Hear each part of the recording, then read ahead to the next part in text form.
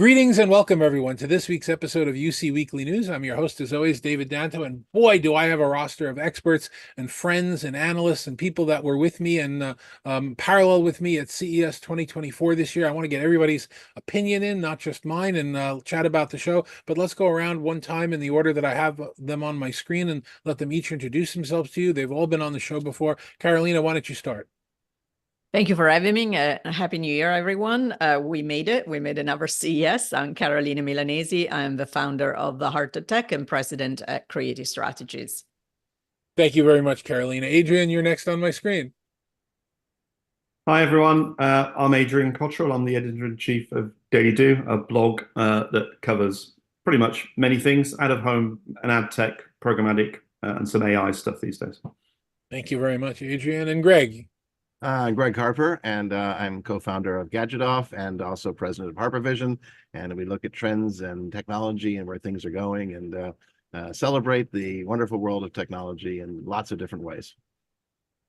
So I think you guys, some of you I ran into at the show, others I didn't. I think we've all kind of talked about looking at each other and saying, "Gee, are we really doing this again this year?" I mean, it is not a fun event to go to. It's important in many ways, but boy, is it a strain. It's a lot of craziness, and they made it harder this year. But I'm not the only one, right? That gets up at 4 o'clock in the morning and says, "Why are we doing this press conference this early? And why are we going?" That's kind of everybody's thought at this point, right? I was talking to Gary Shapiro, and I think we were trying to figure out was the 37th or 36th year I've done this, which is kind of nuts. But yeah, especially living on the East Coast, you're getting up at 4 in the morning to do East Coast calls at 5, and then heading to the show floor, and then doing the dinners afterwards, and rolling into bed at midnight and starting the day over again. And after 7 days, by the time I got on the plane going back, which was very bumpy, by the way, I was like, ready. Okay, I'm done. We're not doing this again. Carolina, you too? Your experience too?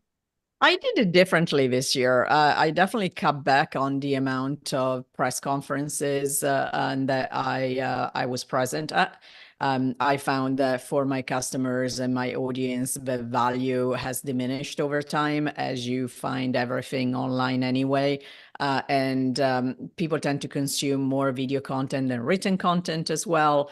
X is not the same kind of platform as it was when it was Twitter, as far as sharing what is going on real time, and LinkedIn is less real time. So you have the time to go back and share your thoughts. So I spend most of my time in meetings and definitely not on the main show floor because logistics of Ubering and everything else made it a little bit more complicated this year. So I spend most of my time at the Venetian looking at smaller vendors and then a lot of different hotels for meetings. Yeah. And I have to get it told, and I told you so in there. I remember having a conversation 5 years ago. I don't remember how many years ago it was, with Karen Chupka, who's no longer with the organization, when they announced that the Raiders were coming to Vegas. And I said, that's going to kind of be a problem when we do CS. She said, "No, don't worry about it. They'll never have a home game when we're doing CS, and we'll never have to worry about the Super Bowl because it's in February." And then you have the home game right next to Mandalay Bay, where they're doing the media center. You have, for the entire show, in the evenings from 8 p.m. all night, there was only one lane open on the strip between the Bellagio and the airport, because they're getting ready for the Super Bowl. I mean, the city, it's the largest convention in North America, and the city doesn't care. They're going to throw any obstacles at it as well. I mean, Adrian, did you have that experience too? Well, just to follow on from what Carolina said, I didn't do the press days either. I found them less and less valuable. And funny, it was you and I were talking about how the press conferences on the media days a couple of years ago weren't at all live. We got up at 4 o'clock and went to a show. I went to one press conference with you, and it was just a YouTube video played back in front of a live audience. There was no point in being there in person. So I found over the last few years that being there on the media day has been less and less important. I did think ahead of the Raiders game. So another reason when I thought, shall I fly in on the Saturday evening or the Sunday morning and do that Sunday? Or no, I flew in on Monday in the end.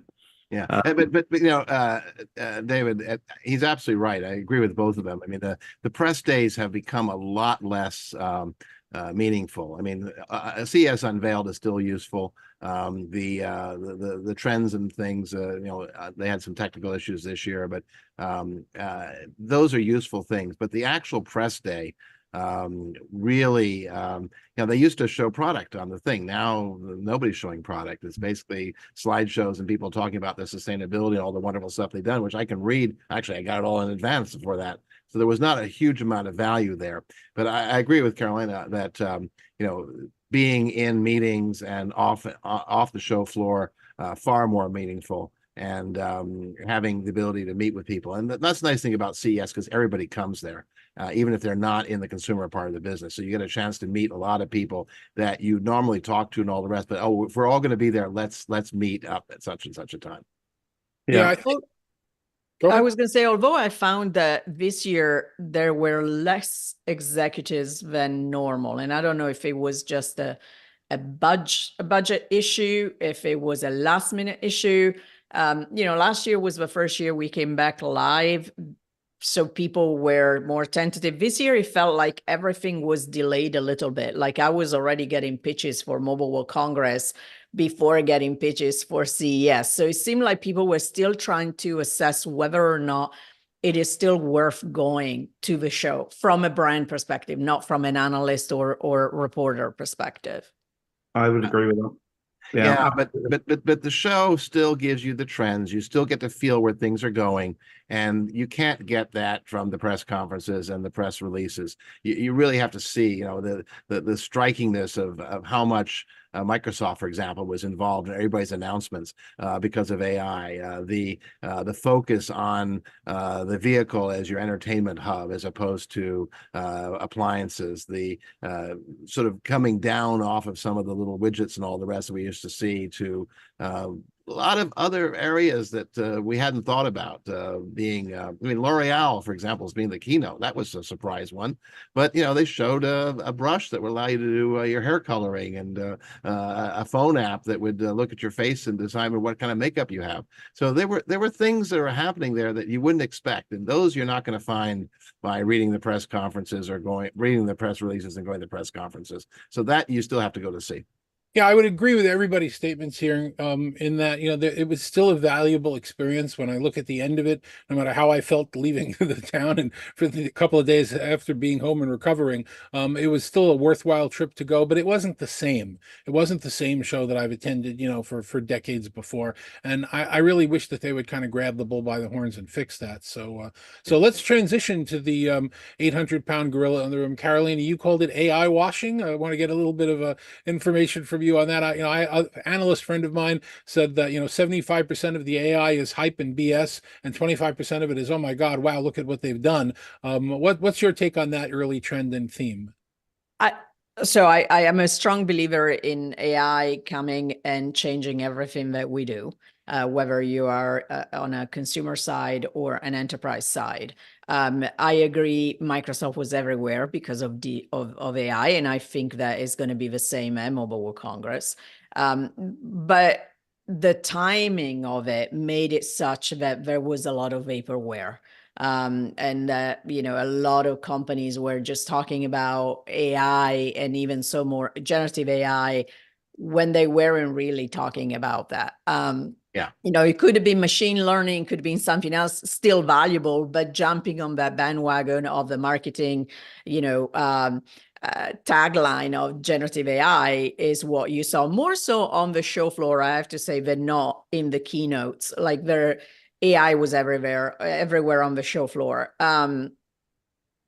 There were a couple of things from an AI perspective that were interesting. The one that everybody's talking about is Rabbit, which is a small startup from China that had a cute little square gadget that is basically an AI in a box. And you link that with all the account that you have and is able to do things for you, like calling an Uber or booking something for you or recall something that you've done in the past. Now, the question of why does it have to be separate from your phone and not an app? Do you trust a startup? Where is the data going to be stored? How secure is it going to be? Who they're going to share it with? there are so many different questions that pertain to the business model and not the AI per se. But intriguing that we see a different way and also new blood coming in, right? Not just the big tech companies like AWS, Google, and Microsoft. So. And Carolina, you mentioned Mobile World, and so Samsung released their or announced their phone, the S24, Galaxy 24, 2 days ago now. Yeah, I just came back from the launch. Yeah, exactly. And I mean that phone has a lot of AI capability and is protected by their Knox product. So I would probably trust that more than I would a startup device. I saw that the Rabbit thing too, but what you have is a device that has communications capability, has visual, has cameras, and intelligence. That's a pretty interesting thing. And and when I get back from ISE, Integrated Systems Europe, on the 2nd of February, my Apple Vision will be waiting for me. So I'm going to be interesting to see how they use that and how they take the data I'm doing there, because I'm sure that where Apple wants to go is going to be tying some of that together. So I agree with you that the AI, there was a lot of it, which was just they felt they had to put AI on the table. If they didn't put AI on the table, they were non-players. Very few of them really did it, but the ones who did it were doing it right. Actually, it was pretty interesting. Adrian, your thoughts, AI? Yeah, I'm a downer on this. I mean, 2 or 3 years ago, I think on my blog, I used to refuse to use the word AI when it was ever included in a press release because I thought most of it was make-believe.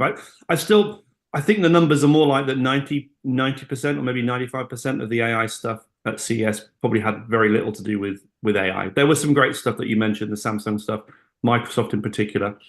I was disappointed that NVIDIA didn't have a stand because I think they had a lot to say about it. They were actually in a meeting room in the Cosmopolitan. Yeah. But there was interesting stuff there if you went over.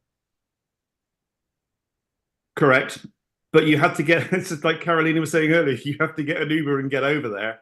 I mean, just breaking away from the AI side of things, because I saw some great generative AI stuff, which is really important to one of my main areas of work in the out-of-home advertising industry. And there was 2 or 3 really good people doing good generative AI, probably similar to what Adobe have been doing for about a year or so. But and I don't think Adobe were there this year, but a lot of startups doing some stuff, and they're sponsored by or funded by LG or by Samsung or by Microsoft. But if I can just for a second, this fact, David, that the show is now all over the place is one of the things that I think leaves us with a bad taste in our mouth when we, as analysts, come back. I started the show on the first day. I went up to the new hotel. Sorry, what's it called? Which new one? Fontainebleau or Fontainebleau? The Fontainebleau. Yes, I'll come onto that later on when we talk about our best bits of the show. But so I started off at an event in the Fontainebleau, and then I went down to the Aria for C-Space. And then if you wanted to go to see NVIDIA or Bose, you went to Cosmopolitan. And then Eureka was at Venetian. And then there was other things. Obviously, the convention center was the Westgate, the West Hall, the North Hall, the Central Hall. And I probably missed a couple of places where there were events as well. Yeah. And it doesn't help. It doesn't help that it's all over the place. It really does. They also, the South Hall was closed this year because they're renovating it. That's Well, right. it's been closed for the past couple. It's been closed for 4 years now.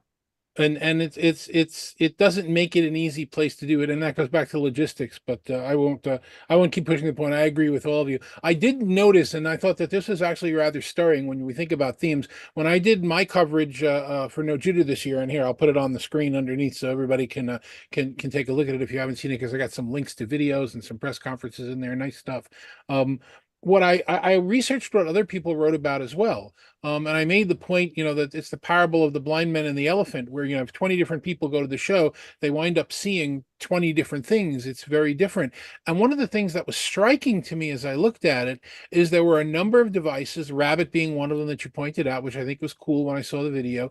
There were a number of devices that made people's best of show lists and also made people's worst of show lists, the same device. because, while, hey, it's awesome that you have this device that you can speak to, and, they have their new language and it takes action for you. I forget the acronym that they came out with, but, like it'll call you the Uber, it'll get you the food, it'll do your itinerary in the UK when you're traveling.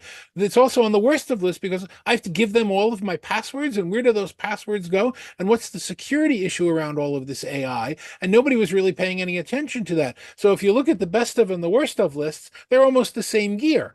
So it was actually very interesting. And some of the other themes they talked about, which I don't want to get into too much right now, but I know they're very important to me and to you guys as well. They talked about sustainability and inclusivity in a number of different ways. Sustainability is now something that's real, and we're seeing a number of the manufacturers, building their products with recaptured plastics, or zero cycle, as they call it, where, it's all not new stuff, that the Eastman people are working on really cool stuff. And then, inclusivity is something that's always been a passion of mine, both, around DEI, around making sure that we're making products that work for people. Greg, you mentioned the L'Oreal product, the idea of being able to put on makeup, or they've even, one of the stands had, a device for people with Parkinson's so that it could steady their hand. I mean, these are really good improvements. And we can talk about some of the gadgets as we move forward in devices, but it was good to see some of those themes emerge. So when you were talking about AI, no one mentioned, or at least not yet, the two little robots that were out there from Samsung and LG, Bali and whatever the Rosie, whatever they all have unmemorable names. All the robots that were. Yeah. I mean, it was interesting that the Bali, the Samsung one, was running around, and it was giving you your schedule and making reservations for you and everything else, and it was following you around. And then the LG one, they were talking about how it helps your pets and all the rest. So I mean, there are things going out there to bring the AI into the home in ways that we hadn't thought, that were really truly ask questions. I mean, we've all been using the A word, which I won't use because somebody will start reacting to me here. But in my car now, they did a software upgrade, and I just tell it, turn on the steering wheel heating, turn on the rear defroster and all the rest, and I just tell it to do things, and it does it all and comes back, and it's integrating that AI. So where's the nearest gas station, where can I get food, and it's no longer touch panels and all the rest. It's all talking to it, and it's all using intelligence, and that, I think we're going to see a lot more of that. And those two little robots, whether they're products or not, is not the question, but the concept will be there. Which is also something that's driving inclusivity around people that have handicaps and some other issues, capabilities. The voice control is actually finally getting to where we had hoped it would be. All right, so let's not waste any more time. Let's go around in the order we did before. And why don't you give me your top two, your highlights from the show? Again, these don't have to be the same. They don't have to be equivalent, but your one or two things you said, wow, that was really cool. I liked it. I picked it up. Carolina, you're first. Why don't you go ahead? I actually, it's not a device, but I want to go back to what you were saying about sustainability, because I actually was hoping to see way more than what I saw. And I think, to me, that signals that the US as a market is still way behind Europe. And we will see much more talk about sustainability at Mobile World Congress compared to here, even if obviously CES and its international show, there's a reflection of what the market wants to see. So I was somewhat disappointed about that. The other thing was, I didn't see as much, or maybe because of how the show was structured, it was harder to see yes health, but not so much women health as always, which is always a problem. So to your point about inclusion and diversity, there were a couple of interesting food tech, I guess. One, a roaster that allows you to basically get green coffee and roast it in whichever flavor, and dark, medium, or not. I think it was like $1,500, which over the course of the life of, if you didn't get as much coffee as I do, is actually a pretty good deal. And then a lot of ice cream makers, gluten-free, dairy-free, everything free, which kind of makes you, as an Italian, wonder what's left of the actual ice cream, whatever it is that you're going to end up eating. But a lot of, from a processing perspective, trying to be, I guess, more sustainable, both from a ingredient point of view and healthier. So nothing really that got my attention. Probably the trend that I focused on the most was around AI PCs, and there was a good showcase at Intel where you clearly saw the whole ecosystem coming together, from Microsoft to all the major PC OEMs, really finally understanding that the battle is really from a PC versus Apple point of view. And so they need to come together, have a cohesive story, trying and explain to normal consumers what AI is and the advantage of having an AI-enabled PC. So to me, that was probably the biggest takeaway. And the PC manufacturers, I think 3 of them at this point have now moved on to designs with detachable screens that can get bigger. So I think I don't know if that's going to stay, if that's a trend that's going to pick up, but at least a lot of them are doing that now. Yeah, Intel was showcasing a dual screen laptop. So basically think about a regular laptop with an extra screen on top, and then you fold it down twice. Right. So that was interesting to see. Can I just say on the digital health stuff that you mentioned, Carolina, the halls there the digital health stuff I saw was good, interesting stuff, but I wonder if the right people saw it. It was tucked away as usual in the Venetian. I went there. It was Adrian, let me interrupt, just saying, was it? Because I thought the health expo moved from the Venetian to the North Hall this year. That's where I saw Abbott and a few of the other companies. It may have been that it was split up, and that's why it seemed smaller. Okay. I think it was split up. Yeah, Okay, it was definitely split up, because I was looking at some of the, every year there's a big hoo-ha about sex toys, and I was looking for my little corner at the Venetian where I normally go and meet with the same brands over the years, and they weren't there. And somebody told me they were on the main show floor. So I think that they split the health session. Okay, that's interesting. I didn't know that. Well, therein lies the problem, because I was looking at the digital health stuff in the Venetian, thinking, right, I've ticked this box. There was some great stuff, but it's the doctors, the cardiologists, the medical practitioners in North America or Canada, wherever they come from. Were they there? Are they the sort of people that CES attracts to go and see these products, or are they just relying on analysts to write about it for magazines and things? It seemed to be very under trafficked. But well, I was there with my cousin this year, who was actually she registered, paid for the health tech track, which didn't start until Wednesday, and was vastly under-resourced, according to her. I wasn't there, but they had rooms that were meant to hold 100 people that had 300 in them, talking about health and so I think that there was an attempt made, clearly, but I think we can keep going in down the rabbit hole on every one of these things, and I won't interrupt you, Adrian. You can continue, but I do think logistically this show was not handled as well as past shows, and we're stumbling upon multiple examples of that. Yeah, I'll stop there. I didn't know that they were split into 2. That's a real revelation to me. But it's an important subject for our society, the digital health. I think is one of the things that CES could really do I think it's done a good job in the past. I think it could do a really exceptional job going forward. Sounds like it did with some of the health summits or conferences that your niece went to. My niece, Katie. What are your 2 big things, Adrian? What are the things that you're taking away from the show, though? Interesting. Okay. So the 2 big things. Well, first thing was Shelley Palmer. He is one of I'm a bit of a Shelley Palmer geek fan, stalker sometimes. I keep bumping into him in the strangest places. He does some great talks. He talked in Miami this year at the Possible event. He's talked at CES last year, and he interviewed Linda. I won't try to pronounce her surname. The new CEO of X. On the Monday at the Fontainebleau. That's my first opening of the show at some weirdly named marketing leadership summit. Hugely attended. I mean, probably 500-600 people went. They had Linda. They had will.i.am.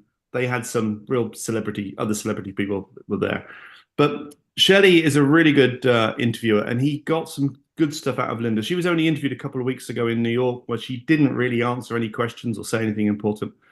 But for those of us who I do agree again with Carolina that Twitter is not what it was. I think we all agree that, David. I think you're probably not even on it very much these days at all because cold turkey. I can't let my good name support Nazis and hate speech and the rest of it. So I'm on everything but right now.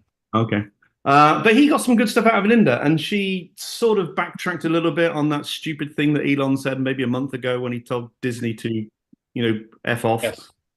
So she sort of backtracked, and yeah, she had some good answers and things. She came across really well, but it was mainly down to the good interviewing techniques of Shelley. So that was the first thing I saw all week. That was Tuesday morning. I got to see the Fontainebleau, which was a great hotel, completely empty, and I keep seeing these things on social media that all the executives have been leaving. See why? There was just nobody there. But a lovely hotel and a good walk. Well, a nice walk, a sensible walk, obviously to the West Hall once you finish there. So that was my first highlight. I think my week didn't get much better than sitting in with Will.i.am and Shelley and Linda, to be quite honest. Okay. So I was underwhelmed by CES this year. As analysts, we obviously go every year, and I may not have been going as long as some of you, but I've been going a long, long time. I mean, if you're a CTO or a CIO or technical person in a big company, you should probably go to CES once every 2 years. If you go every year, you see the same old things. Once every 2 years, you can keep up with enough trends to keep things going. So I know we're speaking. Sorry. No, I was just agreeing with you. Oh, it's sad because we're speaking from a privileged position. We get invited to all the meetings and parties. Lots of people don't do. We get the free lunches and the free this, that, and the other, and early access to queues and all that sort of stuff. So we shouldn't complain. But I was a little bit underwhelmed. I do think the logistics, as you said, David, probably let the show down a little bit. What I found interesting was there were a lot of stands. Again, this comes down to basic doing business, if you like. There are so many stands where the exhibitors were on their phones. They weren't doing anything. They weren't in the corridors trying to get people in. There was nothing. If you went to Eureka Park, it was crowded because all the stands seemed to have shrunk this year, which made it a bit weirder. But nobody really said what they were doing. So you're walking past, and as a journalist, I feel like I ought to be talking to people and finding out what they do. But there was nothing at a glance. I look at the stand. What do you do? There's nothing there that tells me. And then the people are on their mobile phones because they're bored and people don't pop in. And it made me think. I know, David, you and I have been big proponents and fans of showstoppers and PepCon in the past. I thought PepCon this year was a downer. I know you didn't ask me for downers, but PepCon wasn't as good as it was. I think they're struggling to get good influencers along. What I noticed about PepCon, if I can just go off on one for a second, I'll try and be very quick. But the people, the analysts and influencers at PepCon, as you know, if you go to PepCon, you can only go if you're an accredited analyst or journalist or media influencer. They didn't. They don't let media influencers in. You actually have to be a journalist, and they severely cut back on the journalists they were letting in last year. So a lot of people are ignoring the event, and thusly it's not making as much headway and money. That's interesting. I think I knew that. I think you may have said that to me before. Just quickly, my point was that most of the attendees didn't know how to behave. They didn't realize that the drink was free. And so every time I went to get a drink, which was quite common, quite often, during the evening, people were standing there saying, "Can I have a water?" And they went, "Yes." And they gave them the water. Would you like something else? They said, "Well, is it free?" And they didn't know what the plan was, that the alcohol was free. And I'm not saying what those nationalities were. They certainly weren't American influencers, but nobody knew what the thing was. The game was that you get free food, free drink, invited along, some inclusivity, and then you walk around the stands. So that was a bit weird. So PepCon, I thought, was actually quite disappointing this year. But going back to the stands, I thought Bosch was the most interesting, and that's because I got several good cups of coffee, but it was the people on the stand, basically, and that was the point I want to say. I've been trying to write about this for a couple of days now. Bosch were in the central hall, I think, just down the road from LG. And they did everything right to get people into their stand. I don't know very much about Bosch. I always knew that when I worked for Intel that they did lots of things for cars. I think they make power drills, they make power tools, they make electrical appliances and things. I don't know very much about them. I just see them as a big German company. But they attracted people onto their booth by giving away coffee. They gave you these free coffee mugs, which were recyclable. Great story about recyclable mug that you can reuse, dishwasher safe, microwavable safe, reusable, blah, blah, blah. So they got you in. And when you were in the line, there were Bosch employees talking to you, asking you about what you do, what was going on. You had a great cup of coffee from a new machine that I am now pretty committed to buying. It'll come out in the summer of 2024. And you put your grinds, you put your coffee beans in the top, and you've got a little app, and you can then make whatever you like. And they were using these prototypes of these machines to make your coffee. And then you got into the stand, and then it was just like the company came across as a really nice, careable company with sustainability, nice people. The people were, am I allowed to say diverse? They were of different ethnic backgrounds, and they represented humanity, which is they represented the world, is what I should say. Yeah, and they were just lovely people. They've been really well trained. I mean, I came away glowing. I went back to the stand 3 times, not just because of the coffee, but it was such an enjoyable experience. So we went through 2 of the 4 of us, and so far our top product is coffee. Yes, so that's really good. And then while you're saying that, Greg, before I go to you and you think of your 2, I will mention, if you talked about how wonderful the Bosch experience was, and I wasn't there, so I'll take your word for it, I will call out the SK experience, where they built an amusement park in the middle of the central hall with rides and with trains and with flying cars. And I walked up to them and I said to 5 different people in the booth wearing the uniform, and I said, "What are we saying here? What is the message?" None of them knew. No. They had no idea. The only thing that anybody ever said was, "Did you know SK was one of the biggest companies in Korea? And we do recycling, and we do cars, and we do this." Why they built an amusement park in the middle of the hall, I'm sure it was great for the CES revenue, but wow, that was wild. Greg, what are your 2? Okay. So you've all talked about the ice cream and the coffee and all the rest of the things. And I love ice cream. So I looked at those machines and I said, wow, that's great. But I was actually looking for more practical things. So you mentioned, the folding screen, Carolina. Hey, this is the Lenovo. This is the Yoga, which folds. And it's kind of cool. And this is the one that has the seam on it, which is actually nice because it's got the camera and speaker on it. But they also have one that doesn't have the seam. It's all glass, as does Asus. The Asus that was upstairs in a suite, but that opened up, and that was pretty cool. Also their headset, which is competing with Lenovo's headset, very, very nice, and the X10. I was looking at displays a lot. So I liked what LG was doing, LGD in particular. Again, that was not they were on the show floor, yes, on the West Hall, but you had to be invited. But what LG is doing in terms of the automotive space and how they're using their flexible OLEDs to be able to change things, very, very interesting. Likewise, Samsung with their micro LED transparent, and LG with their transparent OLED with a curtain behind it. All kinds of new opportunities, and looking at the way to not have this big black television on the wall. Likewise, what we saw from Hisense and TCL for media consumption. So yes, I like all the gadgets, and I mean, I do gadget off, so I mean, I of course I should like gadgets. But in terms of practical things, I thought some of those were pretty interesting, including, for example, Hisense had a projection system where the screen itself, the screen material, was the speaker. So it used a ribbon technology. So you sit in front of it, you have a complete surround sound. It's a 110, 120-inch screen, but the speaker was built into the screen. So it's a ribbon speaker in it. Those are the type of innovations I looked at that was interesting. And I mentioned previously some of the AI, the robots, the Ballet, the LG one, I don't know what its name is called, but they're very smart, not to mention my little guy running around here that's been listening to what I'm saying. And it's amazing how expressively you can make just a beep and a face on a screen. And it's actually fun. I mean, I when I come back to my office, the thing welcomes me. It's kind of nice. So there are some trends like that. I did like the smokers. I did like the ice cream machines. GE smoker. You can put your brisket in, let it smoke all day. It doesn't smoke up the house.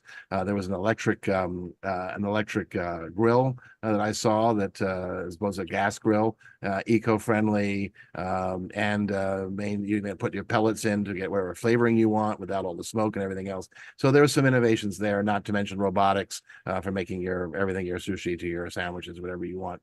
So interesting things in that front.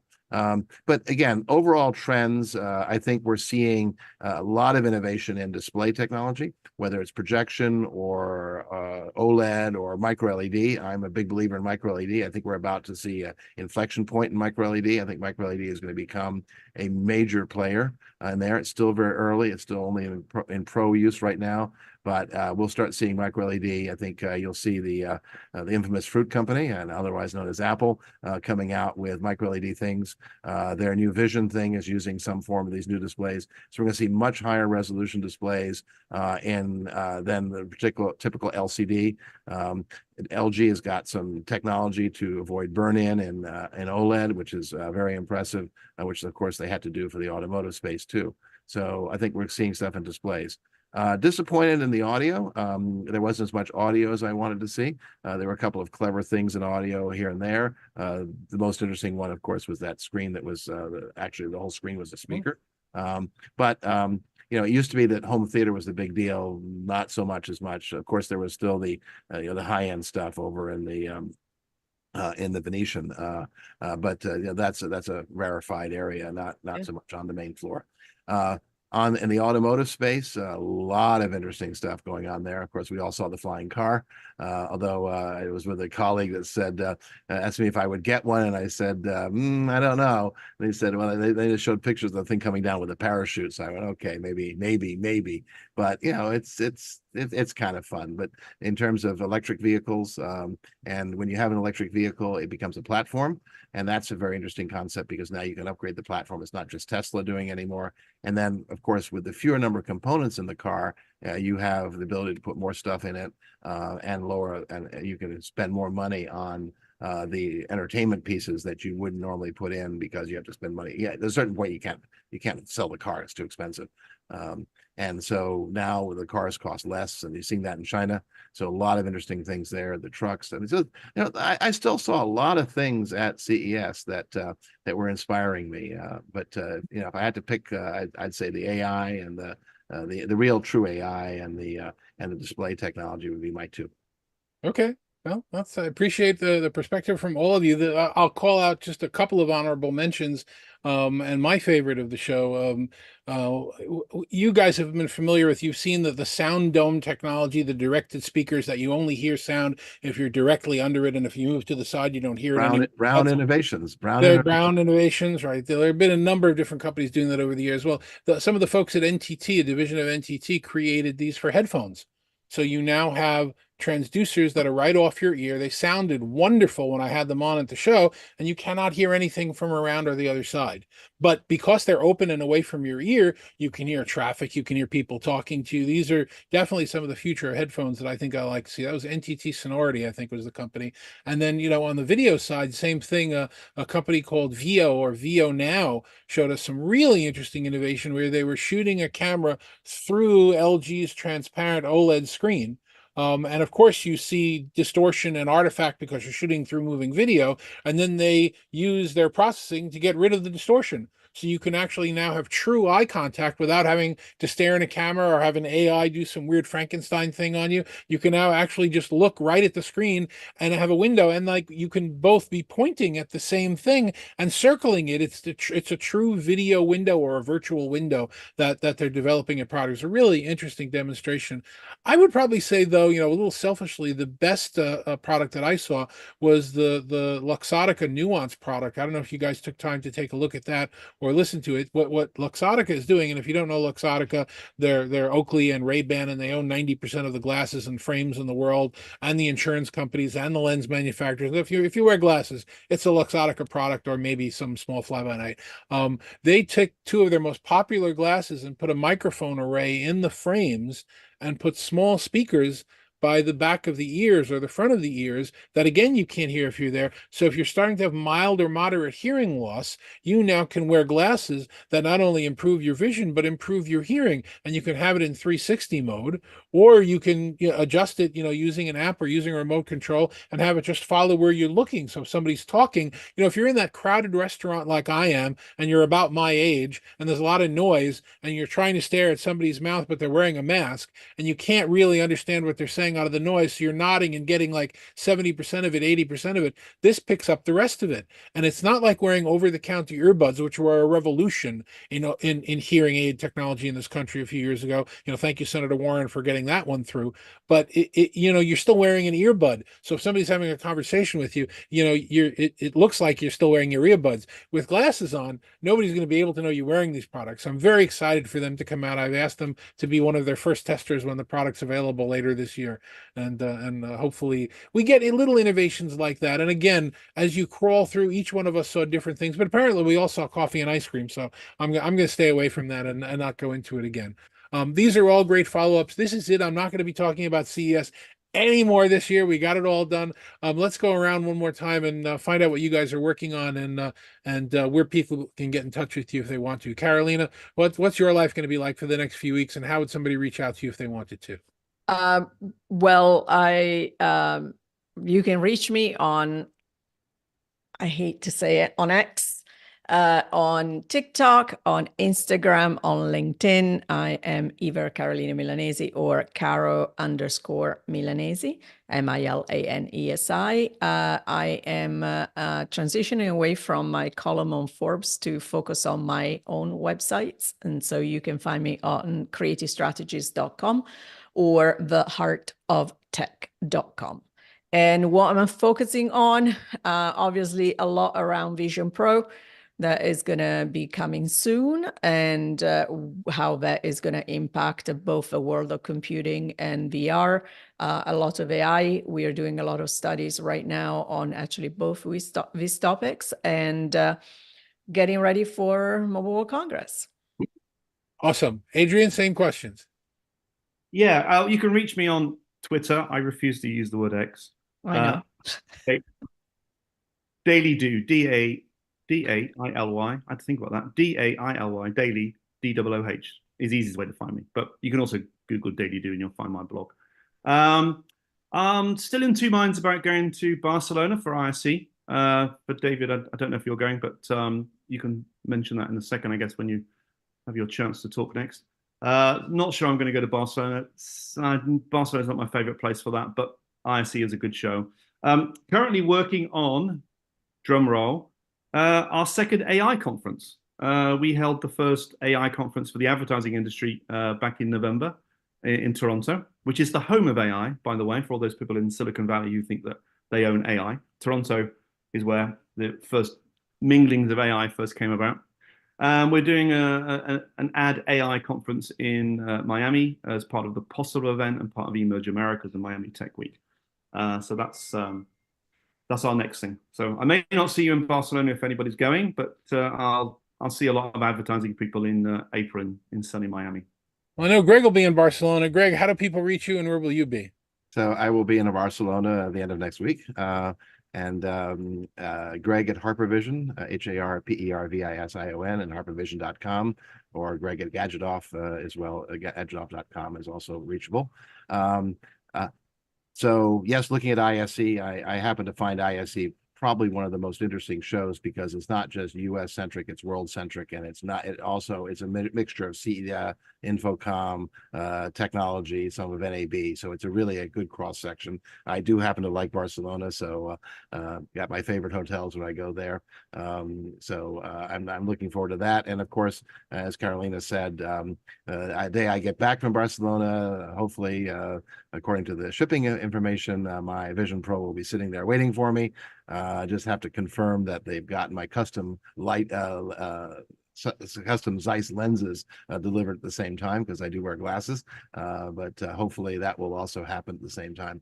And I'm looking forward to seeing what's going to happen in some of the new display technologies. I think we're going to see a lot of stuff happening in the next 6 months or so. So I anticipate a trip to Korea in the not too distant future, and of course the usual other shows that are out there. I probably am not going to do Mobile World. This is because I've done it so many years, and it's one of these things where with basically two real players, Samsung and Apple in it, it's a lot of accessories and other things like that, although quite frankly the strategy is still pretty interesting. So that's where I'm at. Thank you, Greg. Thank you, Adrian. Thank you, Carolina, bringing up the rear and wrapping things up. No, I will not be in Barcelona for ISE this year. That's a little bit of an expensive trip for me to take on while I'm still unaligned. So I will be missing that this year. And no, I will not be getting Vision Pro here because I've been on record for decades, and I will stay on record for decades, that people do not put things on their head during normal course of life. It's a niche product. They won't do it for Google Glass. They wouldn't do it for 3D TVs. They won't do it they don't put things on their face during the course of their normal stuff. So yes, XR will have some, good applications in business and in niche products, but it is not a consumer product, and it won't have a widespread audience. So anyway, having said that, and you guys will see which ones of us are right.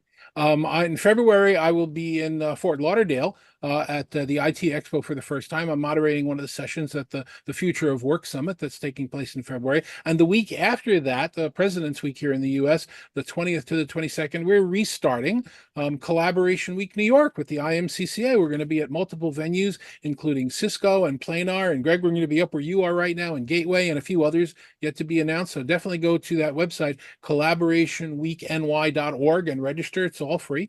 And then, of course, I'll be at Enterprise Connect at the end of March. And who knows where and when I'll be after that and where I'll be working. But you can always get this where you're watching it, whether that's on the various LinkedIn Live channels or simply going to dantoreport.com. I'm David Danto. Thanks so much for joining us every week. We really do appreciate it. We hope we bring some value to you. We got a lot of varied things coming up.